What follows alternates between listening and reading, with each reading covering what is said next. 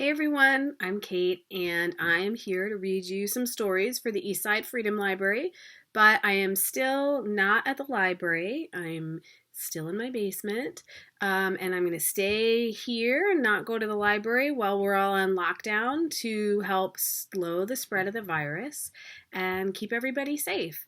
But I'm still going to read you stories. And I have two today that I want to read to you. And the first one is called The Rooster Who Would Not Be Quiet.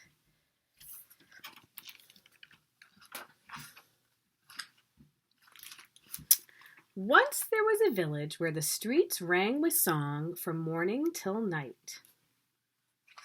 I love pictures of towns, like with little maps. I love that in storybooks. Dogs bayed, mothers crooned, engines hummed, fountains warbled, and everybody sang in the shower. Everyone and everything had a song to sing. This made the village of La Paz a very noisy place. It was hard to hear, it was hard to sleep, it was hard to think, and no one knew what to do. So they fired the mayor. Now they were a very noisy village without a mayor. So they held an election. Only Don Pepe promised peace and quiet. He won by a landslide, and the next day a very polite law appeared in the village square. No loud singing in public, por favor. Things were getting better already. But soon more laws followed. No loud singing at home. No loud singing. No singing. Basta! Quiet already! Until finally, the noisy village of La Paz was silent as a tomb. Even the tea kettles were afraid to whistle. Some people left the village singing loudly. Others stayed behind and learned to hum. The rest were grateful to have a good night's sleep, for crying out loud. 7 very quiet years passed, and then one evening a saucy gallito and his family wandered into the village and roosted in a fragrant mango tree. And when that little rooster awoke the next morning, he did what roosters were born to do. He sang creak-a-creak-a-cree. As his rotten luck would have it, the mango tree grew beneath the cranky mayor's window. Uh-oh. You there, groused Don Pepe. No singing, it's the law.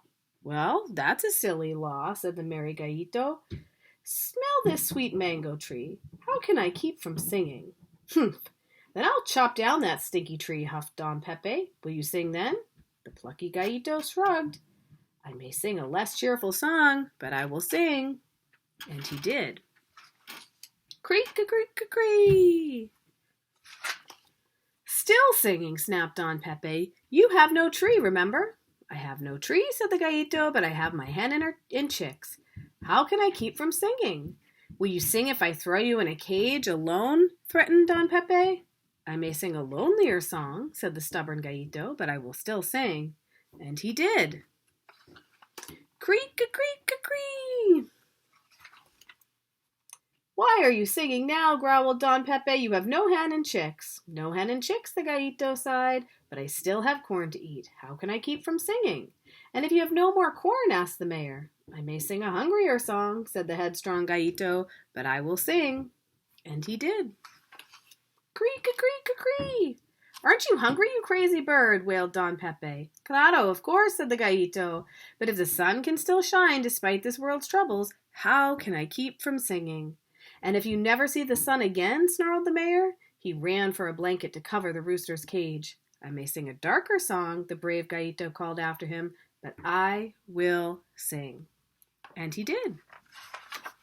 Creak-a-creak-a-cree! As the gallito's song echoed down the soundless streets of La Paz, it stirred an old familiar longing for a time when everyone and everything had a song to sing. Not so with Don Pepe. Singing gave him indigestion. The next day, Don Pepe stumbled out into the yard in his nightshirt. He tore away the blanket and pleaded, You have no tree to roost in, no hens and chicks to comfort you, no grain to fill your belly, no sun to drive away the shadows. Why, oh why, are you still singing? Promise to stop and I will set you free.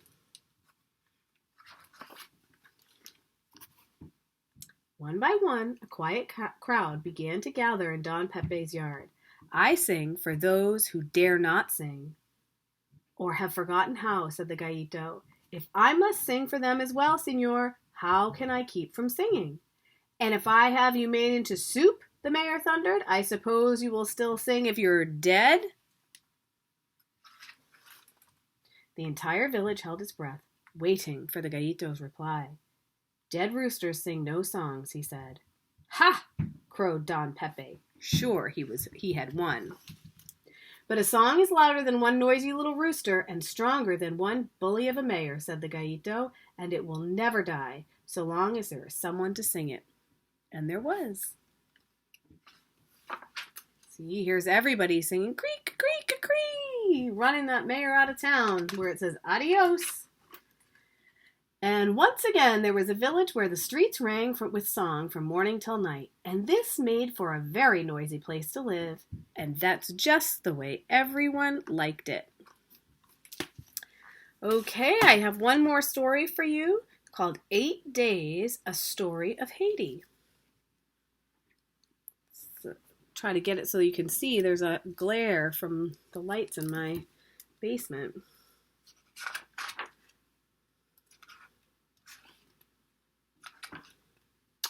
When I was pulled from under my house 8 days after the earthquake, my family was there waiting. The following day, everyone asked me, were you afraid? Were you sad? Did you cry? I was brave, I told them, but when the earth shook again and again, I was afraid, and sometimes I cried because I missed Maman and Papa and my little sister Justine. But in my mind, I played. On the first day, I flew my kite, and my best friend Oscar, who was with me when the house fell, flew his kite too. It was a windy day, and our kites went high up into the sky.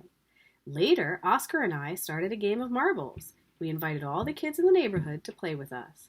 It was the biggest game of marbles ever played in our neighborhood, in the entire country, in the entire world. This is in his imagination.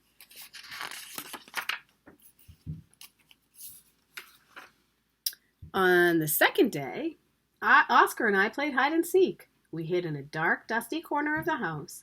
Not only did Maman and Justine come looking for us, but Papa did too. And when they came close to finding us, Oscar and I popped up and yelled, "Arrive! Surprise!"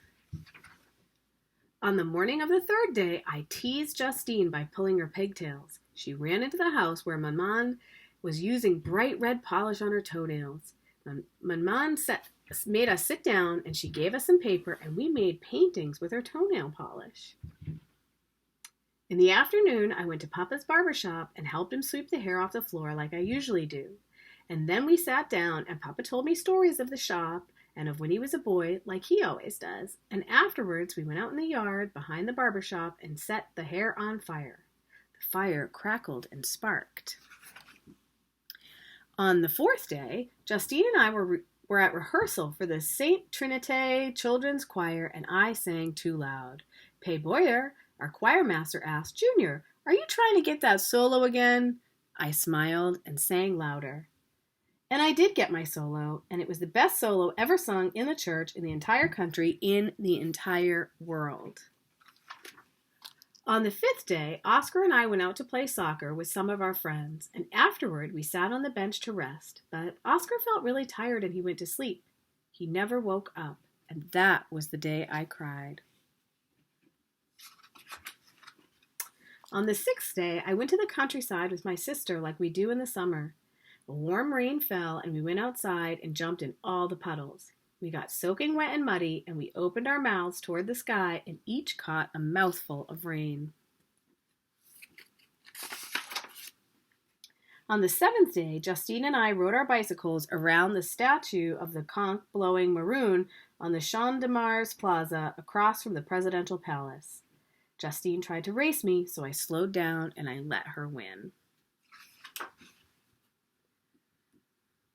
When we came home, I ate the sweetest mango I'd ever eaten. I kissed Maman. My lips stuck to her cheeks. There was a blackout, so Justine and I recited our lessons to Maman and Papa by candlelight. Sitting there in the living room floor, I thought about how much I missed Oscar. And on the 8th day, when they finally found me, I was so happy because I could feel the hot sun on my skin and see the bright blue sky, and I could see Maman and Papa and Justine too. I'll tell you, I hugged them so tight I thought I would never let go.